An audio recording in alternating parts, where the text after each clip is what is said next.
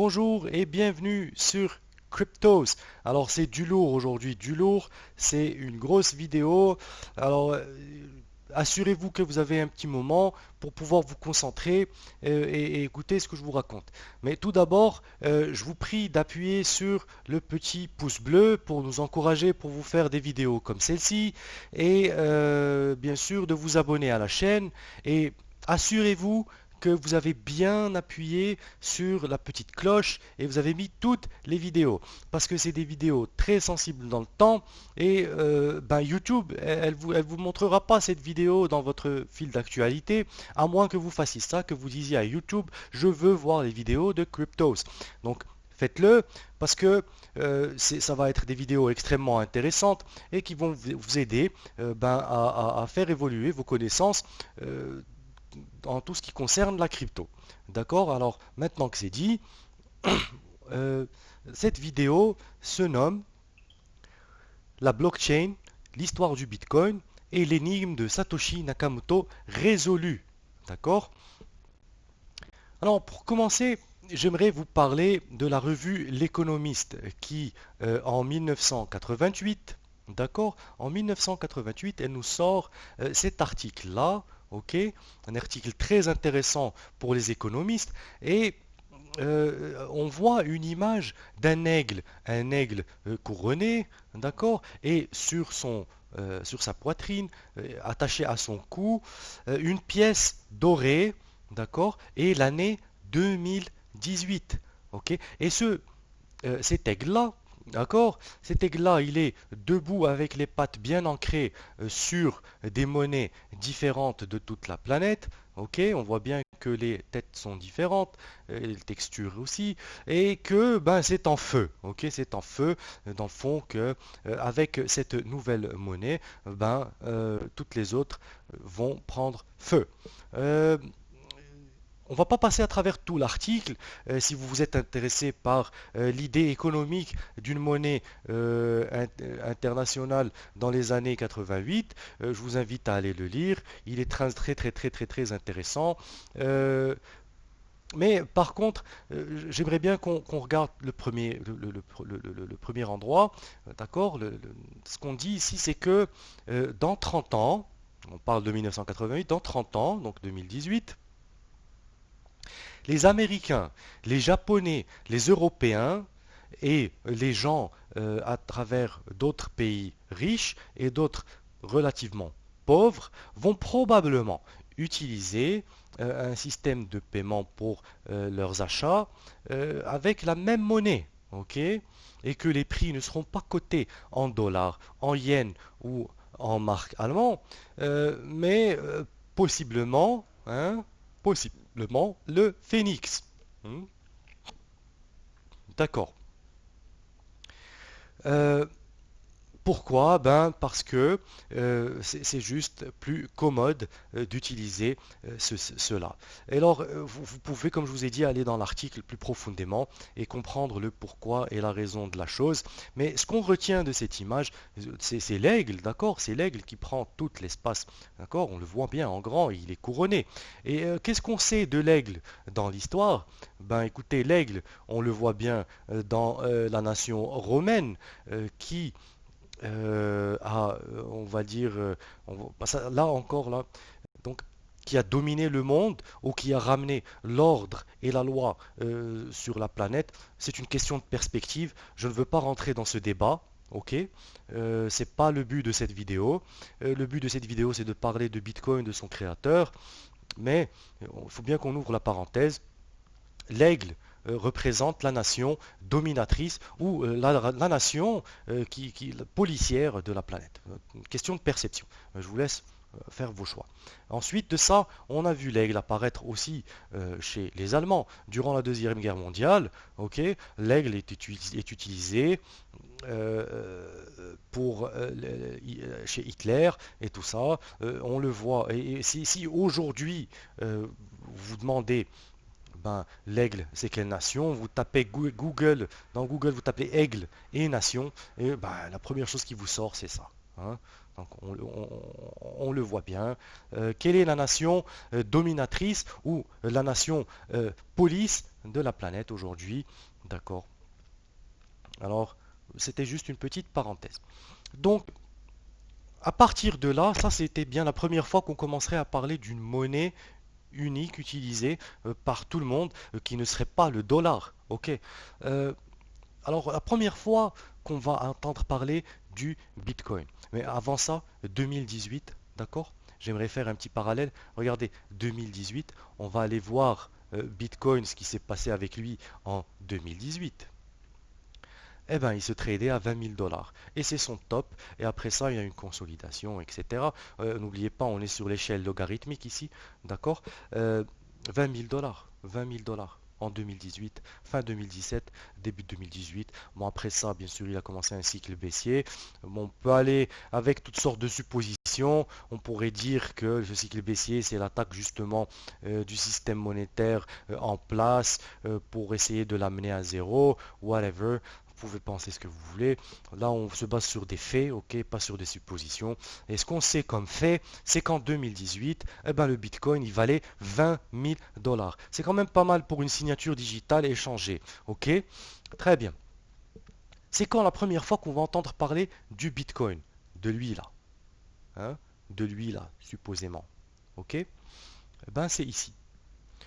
Un premier tweet d'un monsieur euh, avec le pseudonyme Halfin, qui nous dit à 3h33 du matin, le 11 janvier 2009, Running Bitcoin. Une phrase qui va rester dans les annales de l'histoire. Ok, donc Running Bitcoin.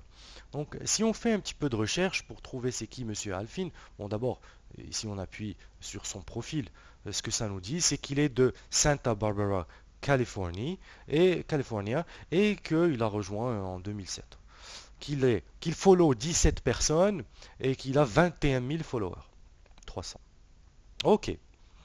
Alors, si on va sur bitcointalk.org, qui est un forum pour Bitcoin, on va trouver un certain monsieur Hal Finney, ok, et qui va nous sortir un post absolument extraordinaire le 19 mars 2013.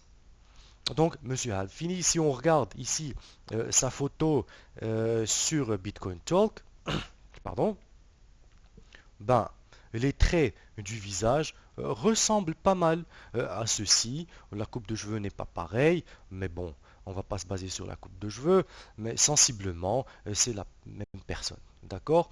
Alors, Monsieur Halfini nous sort un post qui s'appelle Bitcoin and Me.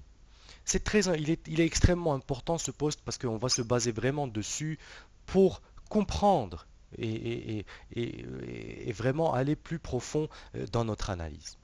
Donc, ce qu'il nous dit, Monsieur Halfini, il dit que il fallait qu'il parle de ces 4 dernières années où il y avait vraiment beaucoup d'événements pour lui et Bitcoin, et il a appelé ce post Bitcoin Enemy. Et dans le premier article, ce qu'il nous dit, c'est que, alors, pour les personnes qui ne me connaissent pas, je suis Hal Finney, euh, et mes débuts, euh, je les ai commencés dans le monde de la cryptographie en travaillant sur une première version de PGP, d'accord? Et cela en travaillant étroitement avec monsieur Phil Zimmerman. Bon, il nous met un point ici. Alors déjà là, on va aller voir c'est qui ce monsieur Zimmerman et c'est quoi PGP. Ok? Monsieur Phil Zimmerman, c'est lui. C'est ce monsieur-là. D'accord? Alors c'est qui? Bon, monsieur Phil Zimmerman est né à Camden, New Jersey, le 19 février 54 et c'est un scientifique américain créateur du Pretty Good Privacy, PGP. Donc le logiciel de chiffrement de courrier électronique. Donc PGP c'est quoi? C'est un logiciel pour chiffrer les courriers électroniques. Donc pour vous faire ça simple, quand vous envoyez un courriel à quelqu'un d'autre, donc vous êtes A et l'autre personne est B, ce que PGP fait, c'est qu'il va encrypter votre courrier quand vous le sortez de votre ordinateur pour n'être décrypté que chez le récipiendaire qui est le B. D'accord? Donc sensiblement PGP, si on veut vulgariser ça, ça ressemble à ça. Et le créateur de ça, c'est Monsieur Zimmerman. Et jusqu'à maintenant, ce qu'on sait, c'est que c'est ce monsieur-là, d'accord, qui a travaillé avec lui très très proche, d'accord, selon lui, euh, dans la création de PGP. Alors il nous dit que quand Phil Zimmerman a décidé de commencer PGP Corporation, il a été l'un des premiers à être embauché dans la société et il pensait qu'il allait vraiment travailler sur PGP jusqu'à sa retraite. En même temps, et toujours là dans le premier article, ce qu'il nous dit, c'est que monsieur Hal Finney a embarqué aussi ou était involved, ça veut dire qu'il était directement dedans, avec les cypherpunks. Cypherpunks. Voilà, on y met un point encore une fois, donc on va voir c'est qui cypherpunks. Donc les cypherpunks, donc cypherpunk est un mot valisé un mot valise composé à partir des mots anglais cipher, chiffrement, et punk sur le modèle de cyberpunk. Donc cyberpunk qui dans le fond est un genre de science-fiction très apparenté à la dystopie, à la hard science fiction. Ok. Donc les cypherpunk, le mouvement punk, lui, c'était un mouvement anarchiste aux États-Unis qui écoutait beaucoup la musique rock, une musique spéciale à eux. C'était des libertaires, des gens qui sont pour la libération de l'humanité, de l'emprise du gouvernement et ce genre de choses. D'accord? Donc c'est ça les cypherpunk. Alors, ce que nous dit Monsieur Finney, c'est qu'il fait partie des cypherpunks et qu'il travaille étroitement avec Monsieur Zimmerman sur le projet PVP, de PGP, pardon.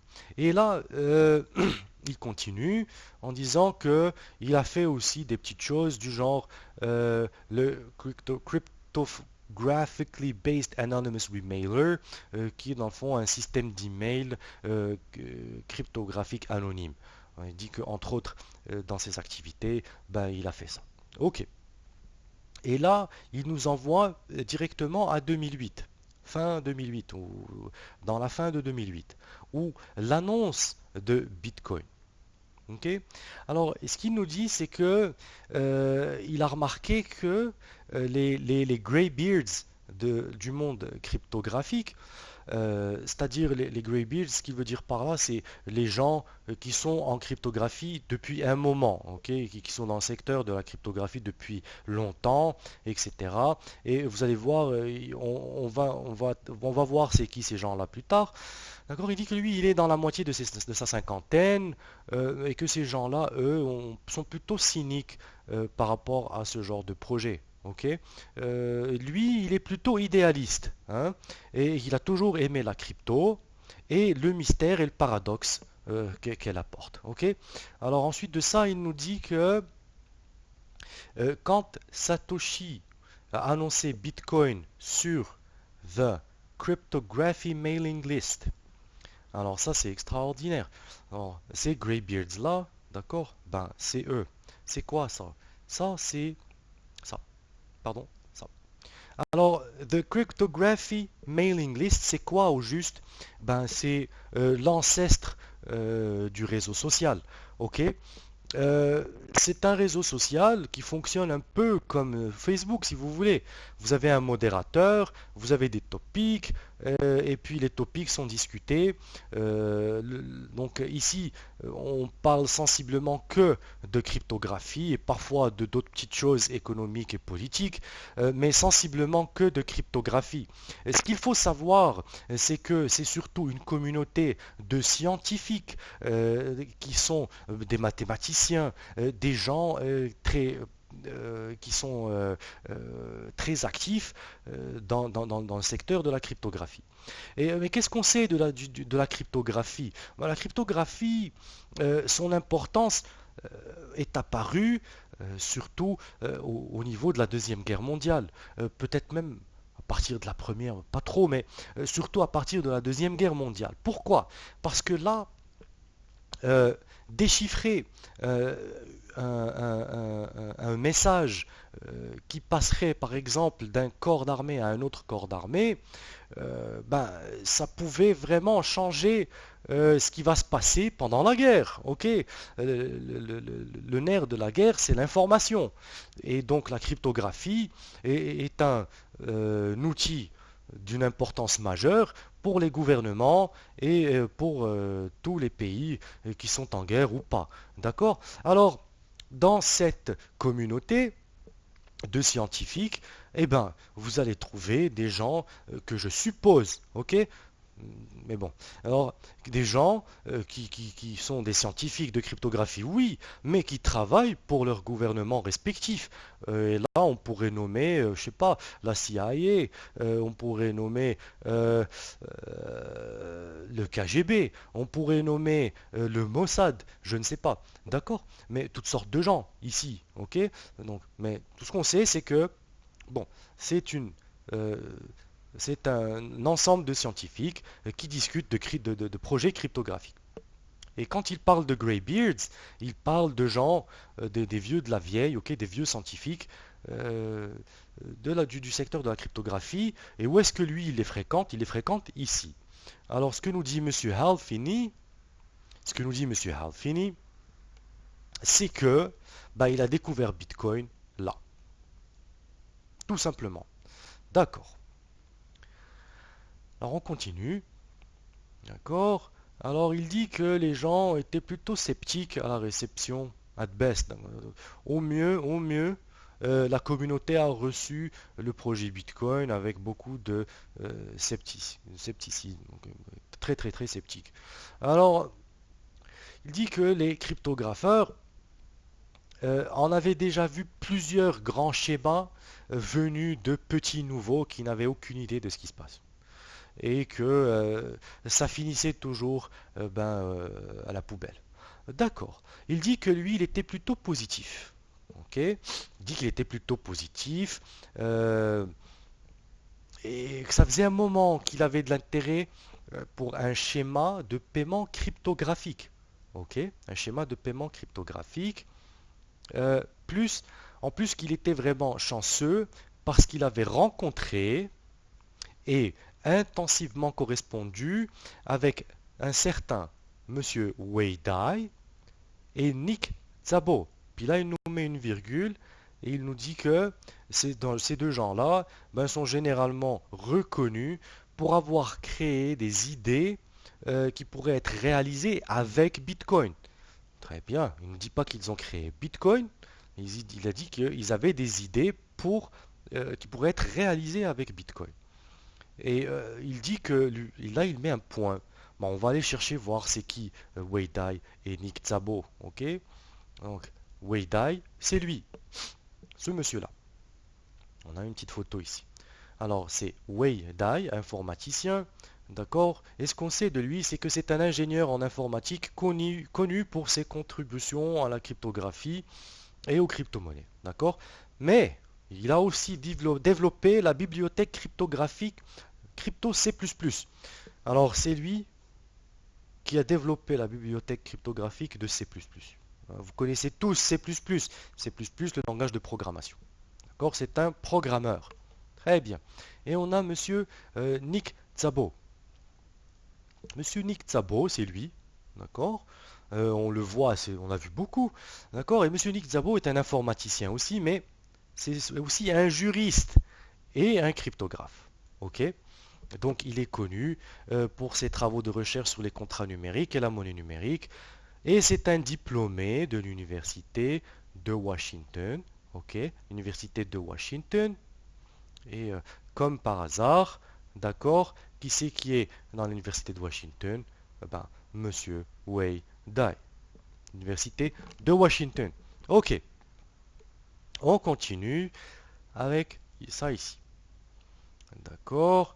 Alors il nous dit très bien qu'il a collaboré avec ces deux gens-là et que c'est que lui-même, il avait créé un espèce de proof of work-based currency, donc une monnaie basée sur la preuve de travail, qu'il a appelé le RPAL, et qu'il avait trouvé le Bitcoin fascinant. Donc là, on sait c'est qui Wei Dai, on sait c'est qui Nick Szabo. Alors, est-ce que c'est Nick Szabo, le créateur de Bitcoin? C'est pas ce que nous dit Monsieur Halfini. Est-ce que c'est Wei Dai? Monsieur Halfini ne nous le précise pas. D'accord? Il revient ici à la ligne et il nous dit when Satoshi. Donc il dit pas que c'est un de ces deux-là, ni lui. D'accord? Il ne le dit pas. Alors il dit que, qu'est-ce qu'il nous dit? Quand Satoshi a annoncé la première version du software, du logiciel, il l'a pris, hein, et il pense qu'il était la première personne euh, derrière Satoshi à rouler Bitcoin. Donc il a miné bloc 70 et quelque chose, et il était the recipient of the first Bitcoin transaction, donc c'était la première personne à réaliser une transaction de Bitcoin. Et là, il nous dit que Satoshi lui a envoyé 10 coins pour qu'il puisse faire des tests et qu'il a eu des conversations par email avec Satoshi sur quelques jours, d'accord, et que c'était surtout pour lui rapporter des bugs et Satoshi qui fixait ces bugs-là. Ok? Ensuite de ça, il nous dit qu'aujourd'hui, l'identité du vrai Satoshi est devenue un vrai mystère. Hein, on parle de 2013, ok? Et en même temps, lui, quand il travaillait avec Satoshi, il pensait qu'il travaillait avec un jeune homme d'origine japonaise. Alors, juste une petite parenthèse pour les Américains en général, surtout quelqu'un qui vient de Santa Barbara, Californie, faire la différence entre un japonais, un chinois ou un coréen, connaissant les Américains, je m'excuse, d'accord, je dis ça juste comme ça, mais pour eux, tous les Asiatiques se ressemblent, d'accord. Donc, c'était juste une petite parenthèse, mais ce qu'il nous dit, c'est que c'était quelqu'un de très intelligent et qu'il était sincère. Ok. Et qu'il avait vraiment beaucoup de chance de travailler avec des gens aussi brillants dans sa vie et qu'il le reconnaît. Alors, après quelques jours, Bitcoin roulait très bien et d'une manière stable sur son ordinateur. Alors il dit qu'il l'a laissé runner quelques jours et que la difficulté était de 1. Donc ça veut dire qu'il pouvait vraiment donc miner des blocs juste avec son CPU, avec son microprocesseur, même pas avec la carte vidéo. Et qu'il en a miné plusieurs blocs sur plusieurs jours, mais qu'il a fini par l'arrêter parce que son ordinateur chauffait et que le ventilateur faisait du bruit et puis que ça l'emmerdait, mais qu'en rétrospective, il aurait dû bien le laisser rouler un peu plus longtemps. Mais d'un autre côté, c'était déjà extraordinaire le fait que ce soit l'un ou le deuxième ou le premier à vraiment rouler le projet sur son ordi et à miner des bitcoins. Il dit que c'est un espèce de vision de verre à moitié plein ou à moitié vide. Ok. Alors après ça, il dit que la dernière fois qu'il a entendu parler de Bitcoin, c'était en 2010, quand il a été vraiment surpris que non seulement Bitcoin euh, a continué à fonctionner, donc ce qu'il nous dit, c'est que juste après cette période-là, il n'a plus entendu parler de Bitcoin. Hmm. Ok. Alors il a été surpris en 2010, comme par hasard, que Bitcoin, maintenant, il avait non seulement continué à fonctionner, mais qu'il avait une valeur monétaire. Alors il dit, j'ai dépoussiéré ma vieille wallet et j'étais vraiment soulagé de découvrir que mes bitcoins étaient encore là. Et que plus le prix montait, il a décidé de transférer ce qu'il avait comme coins sur une offline wallet oui, ou pour que un jour ça vale quelque chose pour ses descendants. Alors là, c'est dans cette partie, Monsieur Hal Finney, ce qu'il nous dit, c'est que il a été touché par la maladie de Lou Gehrig, d'accord, et c'est une maladie fatale, euh, et qu'il a été intubé pour manger et intubé pour respirer, qu'il est totalement paralysé, et que, mais il nous donne toute une leçon d'humanité. Parce que même s'il était dans cette situation physique catastrophique, il remerciait la nature pour lui avoir permis de quand même pouvoir continuer à écouter de la musique ou regarder de la télé ou regarder des films. Il a découvert qu'il pouvait même écrire du code en utilisant le mouvement de ses yeux, etc., etc. Je vais conclure pour Monsieur Alfini en disant qu'il reste en paix. Il est décédé il n'y a pas très longtemps. Donc, ce qui nous amène à l'autre portion de la vidéo. Donc, d'accord, VGP, Weidai, Nick Szabo. Est-ce que c'est Nick Szabo, Satoshi? Est-ce que c'est Weidai, Satoshi? Est-ce que c'est Monsieur Half, Finn, Halfini, Satoshi Nakamoto? Est-ce que c'est Monsieur Philip Zimmerman? Pour l'instant, on ne peut pas vraiment arriver de conclusion. Mais on a de bonnes pistes à suivre. Donc on va continuer, d'accord? On va aller à supposément, d'accord? Supposément le samedi 27 décembre 2008 et vous allez comprendre pourquoi je dis supposément. Alors ce qu'on sait c'est que Bitcoin débarque en 2008 sur, sur la planète, d'accord? Et ici, Monsieur Nick Szabo, euh, supposément le samedi 27 décembre 2008, nous écrit un topic dans Unenumerated Blogspot. Où est-ce qu'il nous dit, bon, on va pas lire tout le blog, mais on va regarder par contre la première partie parce qu'elle reste intéressante et ça nous montre quelque part comme la psychologie de Monsieur Szabo aussi. Alors, il dit qu'il y a bien longtemps, il est tombé sur l'idée de BitGold, hein, parce que le problème, euh, c'est que la monnaie que nous utilisons maintenant, elle dépend beaucoup de la confiance en une tierce partie pour sa valeur. Et que euh, le nombre d'épisodes d'inflation et d'hyperinflation qu'on a vu durant le XXe siècle nous ont démontré que ce n'est pas un système, on va dire, efficace pour le monde des affaires.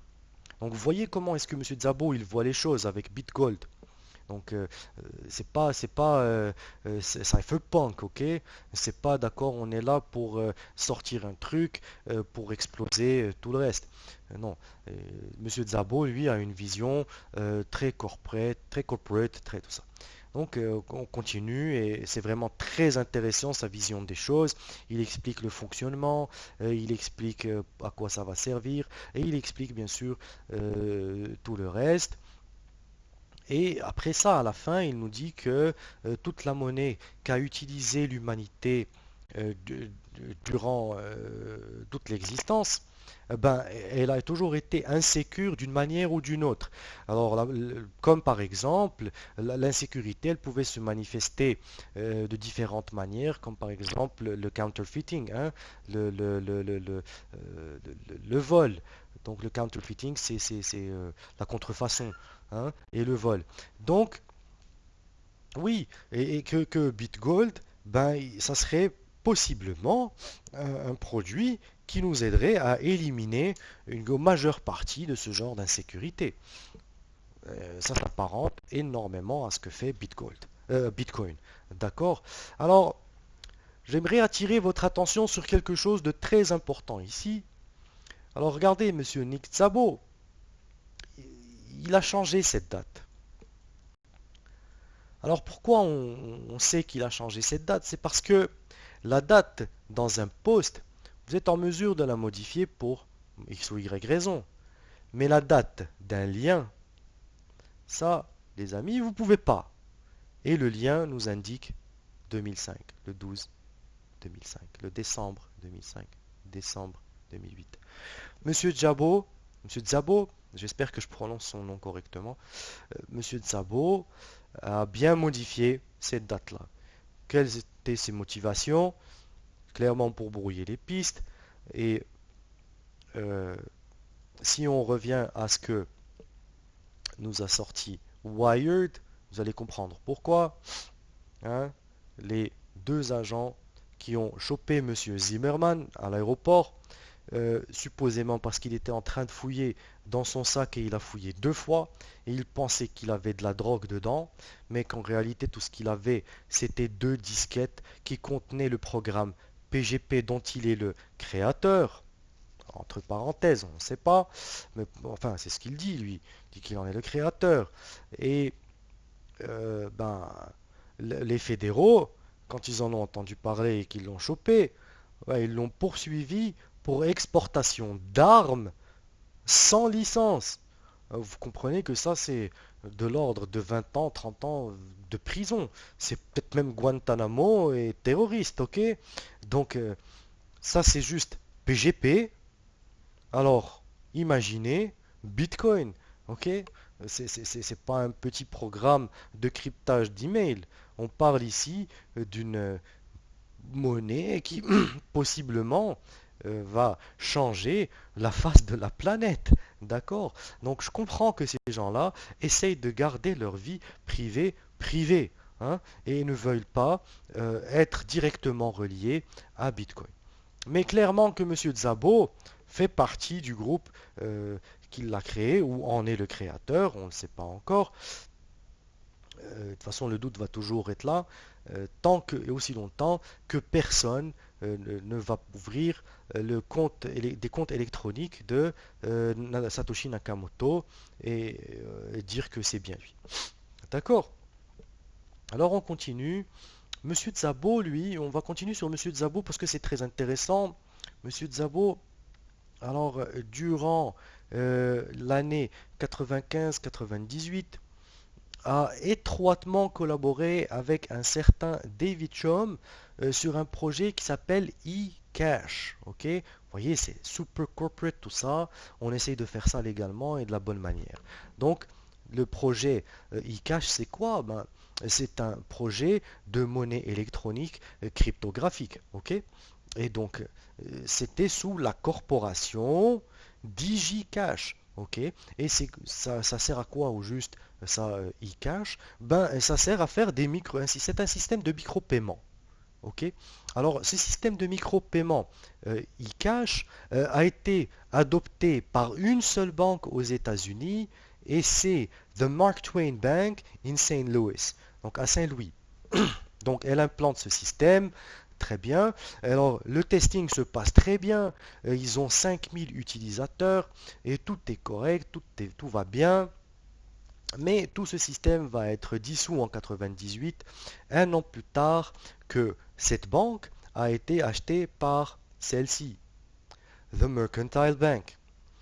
Alors, je ne veux pas entrer euh, sur The Mercantile Bank, qui c'est, qui est derrière, etc. Ça pourrait être le sujet d'une autre vidéo, ok. Mais ce qu'on va retenir, c'est que le truc a été étouffé assez rapidement, ok. Tic tac, paf, ça n'existait plus. Et on a gardé la technologie à l'intérieur. Et on utilisait autre chose. Mais en Europe, vu qu'il y avait dans ce temps-là beaucoup moins de cartes de crédit et beaucoup plus de transactions en cash, le système de micro-paiement était beaucoup plus intéressant, était beaucoup plus sensé. Et donc, eCash va devenir utilisé, enfin, on va l'utiliser chez Crédit Suisse à partir de 98, hein, Crédit Suisse. Je ne veux pas rentrer dans ça, je vous le dis. D'accord? Et après ça, on dit aussi que la Deutsche Bank a embarqué dedans, la Banque d'Autriche, etc., etc. Donc adopté par des banques. hein, un système qui s'appelle eCash et qui est de l'electronic money et tout ça, que Monsieur Nick Szabo, Monsieur Nick Szabo a collaboré avec. Tout ça, c'est des informations importantes à garder. D'accord. Alors, qu'est-ce qu'il y a de plus de Monsieur Nick Szabo en 95? C'est extraordinaire, ce monsieur-là. Alors, regardez ici. Parce que, attendez, on va revenir, avant d'aller là, on va revenir sur Monsieur Nick Szabo. Monsieur Nick Szabo, c'est pas juste un cryptographe et un informaticien, c'est aussi un juriste. Et ça, c'est bien important parce qu'un juriste connaît les cadres législatifs et connaît la loi. Et il sait comment il faut faire pour naviguer à travers les textes de loi pour sortir un projet comme ça, comme BitGold. Pas Bitcoin, BitGold. D'accord? Donc, une espèce de. Ce qu'il expliquait ici, c'est que ça serait une espèce euh, d'endroit où on pourrait storer la valeur de notre argent pour éviter de se faire démolir par la volatilité, des choses comme ça, par l'inflation, l'hyperinflation, un peu comme l'or, si vous voulez. D'accord? Mais que ça serait une valeur digitale. C'est cool. D'accord, c'est cool, ça a été bien pris, mais ça n'a jamais rien donné, Bitgold. Ça n'est jamais allé trop loin, c'est parce que tout simplement, on dit que ça n'a pas eu beaucoup c'est-à-dire les gens n'ont pas vraiment embarqué dedans. Mais quand on regarde ici comment est-ce que les gens ont répondu, je vous dis les gens ont embarqué dedans et tout le monde était vraiment très très très content et voulait vraiment lui donner un coup de main et tout ça. Mais ça a été étouffé, Bitcoin. Ça a été étouffé. Ce qui est normal, ok? Ce qui est normal. C'est gros, ok? C'est gros. Parce qu'on parle ici d'un truc qui pourrait remplacer le dollar, par exemple. Qui pourrait remplacer la monnaie en général. C'est gros. D'accord. Alors, on met ça de côté. Et Monsieur Nick Szabo est un juriste. Qu'est-ce qu'il nous sort, Monsieur Nick Szabo? Eh bien, il nous sort ça. En 95, il nous sort un glossaire qui parle des smart contracts. Et ça, c'est la première fois qu'on va parler des smart contracts. Des smart contracts ou des smart contrats, ah ben, c'est pas Monsieur Vitalik Buterin, le créateur. D'accord? C'est bien Monsieur Nick Szabo. Hein, regardez, Nick Szabo, ici, qui nous sort ça. euh, un glossaire expliquant qu'est-ce qu'un smart contract, comment on l'utilise, etc. Donc c'est pour ça que j'ai dit, il ne faut pas oublier que c'est un juriste. Donc lui, il réfléchit de cette manière-là, il essaie de trouver des solutions, ok, pour que des individus, que ce soit des gouvernements ou des personnes morales ou une personne physique, ben, ils puissent contractualiser des transactions d'une manière électronique et d'une manière transparente et où les deux parties sont obligées de tenir leurs promesses par rapport à leur contrat de départ. Ok? Et il explique comment le faire, etc. etc. Euh, c'est très très bien fait, c'est très intelligent. Ok? Très très smart. Et là, on va aller dans la Peer-to-Peer Foundation parce qu'on ne sait toujours pas si c'est Monsieur Szabo, Satoshi Nakamoto. La Peer-to-Peer Foundation, donc tout d'abord on va parler un peu de qu'est-ce que le peer-to-peer. Alors le peer-to-peer, bon, chaque jour quand vous aurez votre téléphone ou votre ordinateur, vous utilisez plus souvent qu'autrement le peer-to-server, le peer-to-server. Alors qu'est-ce que le peer-to-server? Ben écoutez, vous êtes là, vous communiquez avec un ordinateur central qui communique avec l'autre, qui communique avec l'autre, qui communique avec l'autre. Et la toile est formée comme ça, des ordinateurs centraux et des gens qui communiquent autour de cet ordinateur central. Le peer-to-peer, lui, c'est une autre sorte de réseau. D'accord? C'est un réseau où c'est tout le monde qui communique avec tout le monde directement, sans avoir d'unité centrale à l'intérieur et ou de force centrale qui gère toutes les communications. Pourquoi on a imaginé un produit comme ça? Parce que il fallait des machines très puissantes pour gérer le flux de beaucoup de gens. Et donc un système pair à pair nous permet, dans le fond, d'alléger la lourdeur des transactions, peu importe la nature des transactions, euh, à travers un réseau où tout le monde participe dedans, plutôt que juste un serveur central et tout le monde pompe de l'énergie dans ce serveur central. Donc une grosse révolution dans la technologie, surtout par rapport à la technologie de réseau. Et ces paires, ou qu'on appelle aussi des nœuds. Ok, ces paires, on les appelle aussi des nœuds. D'accord, on continue. Alors, ici, on a la Peer-to-Peer Foundation. Ça, c'est une des plus anciennes communautés pair à pair sur Internet.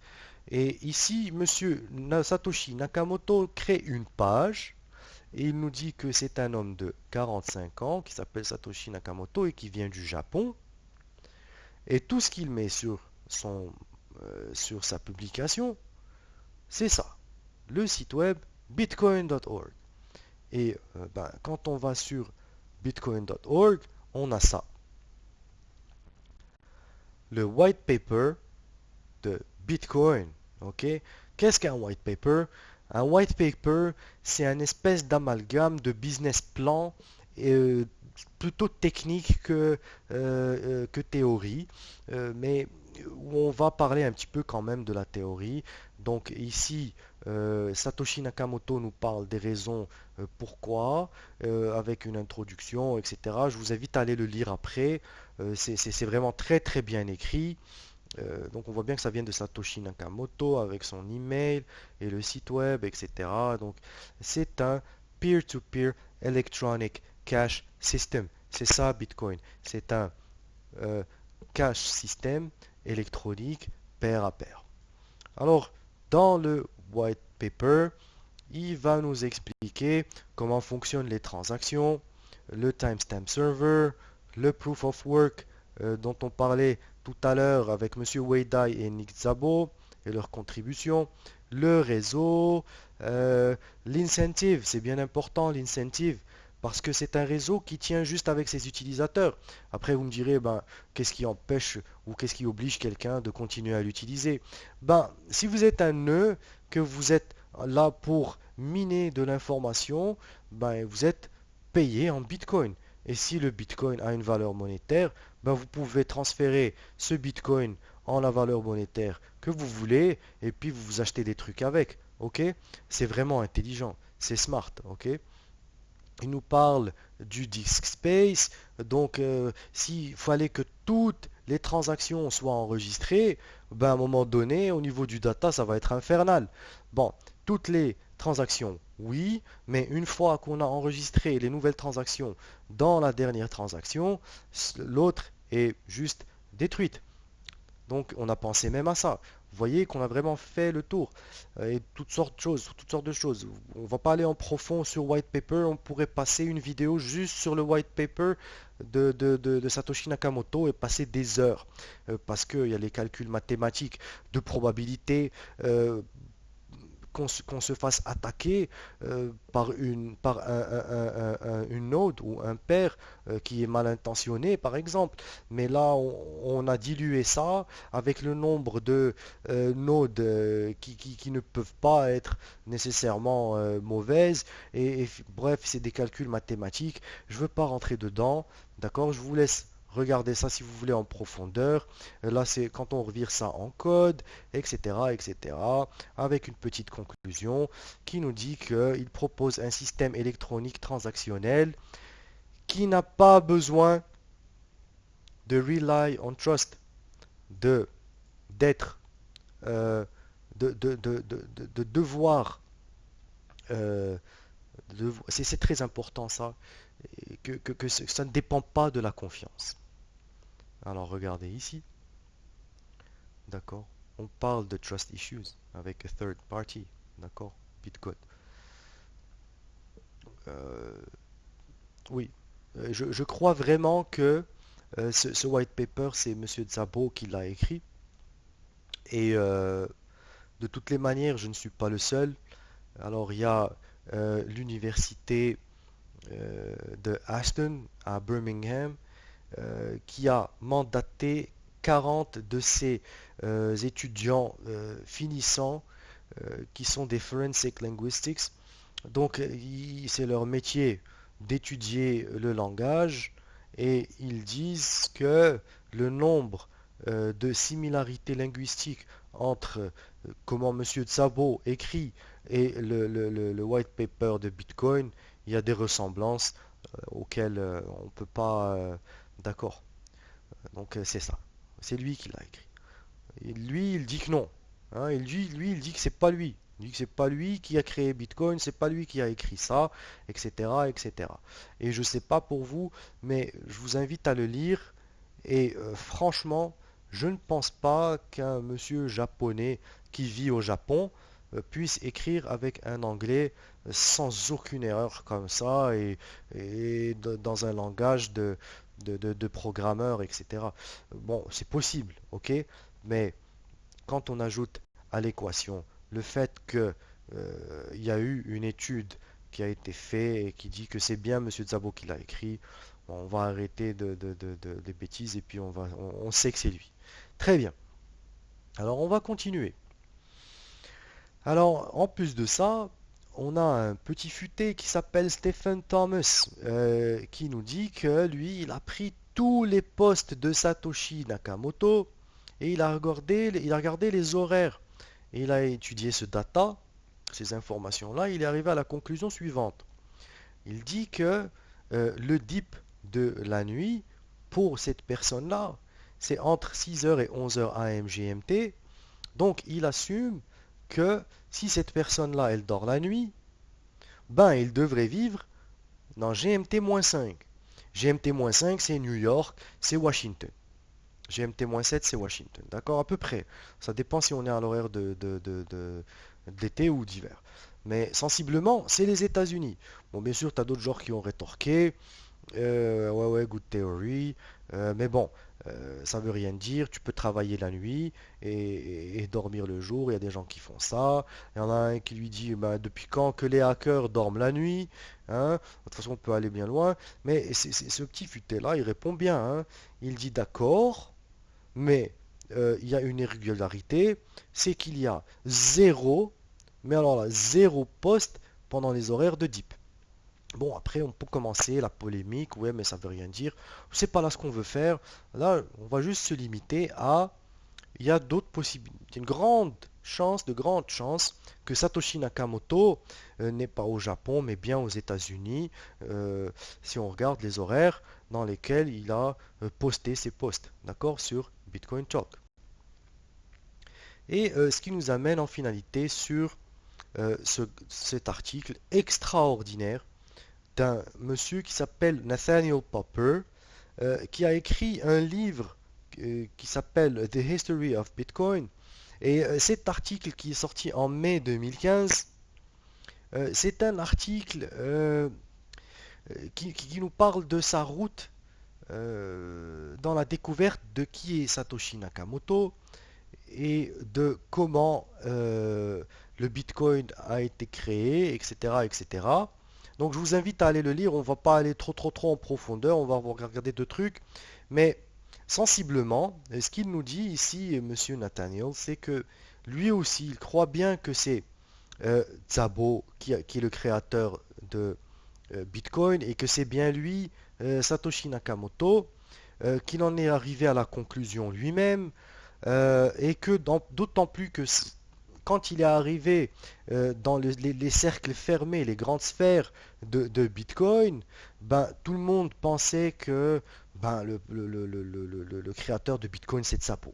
Hein, et que tout le monde faisait le parallèle avec Bitgold et tout ça et que c'est Szabo et qu'il a rencontré en fait avant qu'il le rencontre, ce qu'il nous dit aussi, ça c'est intéressant ici, hein, il dit que Monsieur Szabo, ben, il a fait partie d'une petite entreprise, une petite start-up de Bitcoin qui opérait en furtif, ok, sur un exchange de Bitcoin et qu'il a collaboré avec eux pour les orienter comme il faut par rapport à cette technologie, vu ses connaissances, etc. On sait qu'il y a beaucoup de gens qui ont rejoint la société Vorum. Vorum, je pense, ça s'appelait dans le temps. Attendez, je pense bien que ça s'appelait Vorum. Ils ont rejoint parce que, ouais, voilà, Vorum. Parce que ben, il savait que Monsieur Szabo était là et tout le monde voulait bosser avec le créateur de Bitcoin. Ok? Donc toute la communauté de crypto était pas mal sûr que c'est Monsieur Szabo le créateur. Donc la société Vorum va être renommée au nom de Mirror et en 2015, elle a levé 12,5 millions de fonds de différentes capital ventures. Et ben, ces gens-là ont refusé de commenter cet article. Donc, euh, comme je vous ai dit, c'est un article vraiment complet où il fait les parallèles entre Bitcoin et Bitgold et tout ce qu'on vient de discuter en ce moment. Donc, j'aimerais qu'on aille ici à un dîner, d'accord, à un dîner où Monsieur Nathaniel s'est rendu. C'était un dîner des gens qui travaillent dans le secteur de la crypto. Et bon, lui, il est en train d'écrire son livre, The History of Crypto, et il rencontre Monsieur Szabo dans ce dîner-là. Donc, bien sûr, Monsieur Szabo, c'est quelqu'un de réservé, c'est quelqu'un de très demandé quand il est quelque part, etc. Et il dit qu'il a réussi à le coincer dans la cuisine. Pardon. Il a réussi à le coincer dans la cuisine, et il discutait avec lui durant le cocktail hour. Euh, il lui a posé la question, il a posé la question, bon, subtilement, si c'était lui Satoshi, et il lui a demandé s'il était bien un professeur de loi à George Washington University. Et là, Monsieur Satoshi, ben, pardon, lapsus, Monsieur Szabo, il réagit très fortement, il est fâché, hein, il répond d'une manière acide. Ben écoutez, on va une fois pour toutes, d'accord, set the record straight, euh, donc arranger les choses et dire les choses comme elles sont. Je ne suis pas Satoshi. Je ne suis pas Satoshi. Et je vais vous dire qu'il ne ment pas et je vais vous expliquer ma théorie là-dessus plus tard et pourquoi il ne ment pas. Il dit je ne suis pas Satoshi et de toutes les manières, je ne suis pas un professeur, je ne l'ai jamais été. Et là, il va détourner la conversation, Monsieur Nathaniel, en lui posant la question sur les origines de la complication des pièces de code de cryptographie, bon, les trucs qu'il a envie d'expliquer, l'autre, ok, et là, il dit que ça n'était plus heated comme conversation et tout ça, et donc lui, il commence à lui parler de Bitgold et tout, et tout, et tout. D'accord. Là, ce qu'il nous dit, c'est que leur conversation a été interrompue par le dîner et qu'il n'a jamais eu la chance de reparler à Monsieur Szabo plus tard. Il l'a emailé, tout ça, bon, pas de réponse. Enfin, si, je crois qu'il le répond, mais qu'il répond encore une fois I am not Satoshi. Donc, pour une dernière fois, s'il te plaît, tu me flattes bien avec tes spéculations, mais je suis bien flatté, mais c'est pas moi Satoshi, c'est pas moi. D'accord. Alors, ce qu'il nous dit lui aussi, c'est que Monsieur Szabo avait un mindset de libertarian, de libertaire. D'accord. Alors il nous le confirme. Il nous parle aussi des cypherpunks, Monsieur Nathaniel. D'accord. Et qu'il avait bien écrit un message. Et qu'il y avait aussi eu de différentes expériences avec du cash digital qui a circulé sur la liste de Cypherpunk dans les années 90. D'accord. C'est très très très intéressant. Euh, alors voilà, voilà, voilà, voilà. Je vous laisse le lire après. Voilà. Donc nous, on va aller ici pour tout simplement confirmer que Nick Szabo, hein, avec son email, Szabo faisait bien partie de la communauté cypherpunk. Hein. Il écrivait sur, des threads, etc., en les signant, ok, à la communauté cypherpunk. Euh, je vais ajouter à ça que à partir de 2011, alors au moment où Bitcoin devenait attirant pour une grande majorité la collaboration de Satoshi Nakamoto dans le projet Bitcoin a arrêté. On ne recevait plus d'emails. Et par contre, d'un autre côté, c'est un open source et il y a eu plusieurs gens qui ont contribué au projet. Et là, ils sont des centaines, pas des milliers, d'accord? Donc c'est un open source qui a été quasiment tout euh, réécrit, quasiment. Donc là, c'est plus vraiment la création de Satoshi Nakamoto. On aura des gens de toute la planète qui ont participé dedans de différentes manières, ok? Et son GitHub, il est là et tous ses contributeurs sont là et il y en a beaucoup, ok? Alors euh, maintenant, d'accord, on arrive à ma conclusion. Alors, qu'est-ce qu'on apprend et qu'est-ce qui retient notre attention? Ce qui retient notre attention est, selon moi, le créateur ultime de Bitcoin. C'est ça. C'est Cypherpunk. C'est pas une personne, c'est Cypherpunk. Pourquoi? Parce que dans Cypherpunk, il y avait tout ce beau monde-là. Et ce n'est pas le travail d'une seule personne. Ensuite de ça, Monsieur Hal Finney nous donne des idées claires sur qui a écrit le code. Et selon moi, et ça c'est mon humble avis, celui qui a écrit le code, c'est lui. À l'origine, c'est un programmeur. C'est celui qui a créé la bibliothèque cryptographique de C++, un des fondateurs du projet C++. Donc c'est un programmeur d'une grande intelligence et qui a une grande facilité avec la programmation. On sait que M. Szabo a collaboré avec lui, mais que M. Szabo, oui, c'est un ingénieur informatique, mais c'est aussi un juriste, donc il est plutôt juriste, d'accord? Donc pour moi, celui qui a écrit le code, c'est lui. Et celui qui a transféré toute cette collaboration-là, je veux dire, attendez, Monsieur Wei Dai et Monsieur Nick Szabo, qui font partie tous les deux de l'université de Washington, on va dire que lui, il sort le code, d'accord? Il pense à ça, ils viennent de Chine, il a des discussions avec Nick Szabo qui vient de la Hongrie, et tous les deux ont subi le communisme, et ils savent que ben, l'argent, c'est un problème.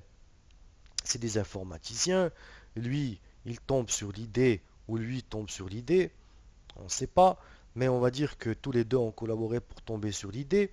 Lui écrit le code, et là, ils se retrouvent tous les deux avec un truc grandiose, mais qui n'est pas complet. Pourquoi? Parce que Nick Szabo, lui, il va lui dire, d'accord, une signature digitale qu'on va pouvoir utiliser comme pièce, c'est super, mais comment on va faire pour régler le problème du double spending? Donc, si tu as une signature digitale et tu t'en sers, ben, qu'est-ce qui t'empêche de garder cette signature digitale aussi chez toi et la reproduire pour refaire une autre transaction? Et là, d'après moi, ce qu'ils font, c'est qu'ils vont chercher une solution à l'université et l'université les redirige vers, euh, pas eux, mais vers ceux-là. Une communauté de scientifiques internationales très compétents, dont plusieurs anonymes, parce qu'ils ont des postes dans c'est-à-dire que leur situation de travail ne leur permet pas de parler de manière dévoilée, ok, parce qu'on parle de cryptographie, etc. Donc ils déposent leur projet ici. Alors leur projet, une fois qu'ils l'ont déposé ici, il ne reçoit pas beaucoup d'attention, à part d'un certain Alfin, d'accord? Alors lui, Alfin, il prend ça, il était déjà intéressé de ce qu'il nous dit, que lui, il était déjà intéressé hein, auparavant par un schéma de paiement cryptographique. Il était déjà dans la cryptographie avec Monsieur Phil Zimmerman et il travaillait sur PGP. Et là, quand il a vu Bitcoin, ben, sa réaction était waouh, je suis fasciné, c'est un excellent projet. D'accord? Alors que les autres, ici, ben, ils étaient plutôt sceptiques. Ok? Donc, qu'est-ce qui s'est passé après? Ben, il y a eu une collaboration pour trouver une solution au problème de double spending. euh, il y a eu une grosse collaboration entre Hal Finney, Philip Zimmerman, Wei Dai, Nick Szabo et Philip Zimmerman, euh, selon Wired, il a dit ça. It is important for the government not to get too powerful. Donc que le gouvernement ne devrait pas être trop puissant. D'accord? Donc c'est un libertaire. Et c'est un cypherpunk, lui, Nick Szabo, Hal Finney, bah, qui nous le dit. Il nous dit oui, je le suis. Bon, il fait pas allusion à Phil Zimmerman, mais Phil Zimmerman, c'est lui l'auteur de cette phrase. Ok? Et où est-ce qu'était Phil Zimmerman? Ah, il était en Hongrie. D'accord? Il était en Hongrie avant de se faire choper. Et qui vient de Hongrie? Qui est descendant de la Hongrie? Monsieur Szabo. Monsieur Szabo est originaire de la Hongrie. Des coïncidences? Peut-être. Mais trop de coïncidences, c'est pas de coïncidence. Donc, pour conclure, selon moi, d'accord, et c'est mon humble opinion, lui, il a écrit le code. Lui, il a challengé ce code-là et il a intégré un système de contrat ou le livret comptable qui est la blockchain en arrière de la signature digitale. Ils ont collaboré avec ces deux-là, donc Hal Finney et Phil Zimmerman, et avec les gens de Cypherpunk, qui sont aussi tous euh, des ingénieurs informaticiens, des libertaires, toutes sortes de gens qu'il y a là-dedans, ok? Et ils ont sorti le Bitcoin, d'accord? Qui, dans le fond, le white paper, ben, vous le connaissez, c'est celui-ci. Donc, ce qui résout l'énigme de Satoshi Nakamoto, ou du moins, j'espère que vous allez pouvoir vous faire votre propre idée. Donc, moi, vous avez vu c'est quoi la mienne. Je vous remercie pour votre audience. N'oubliez pas le pouce bleu. N'oubliez pas les notifications. C'est important si vous voulez recevoir des vidéos comme ça, d'enquête et tout ça. Donc, à très très bientôt. Au revoir.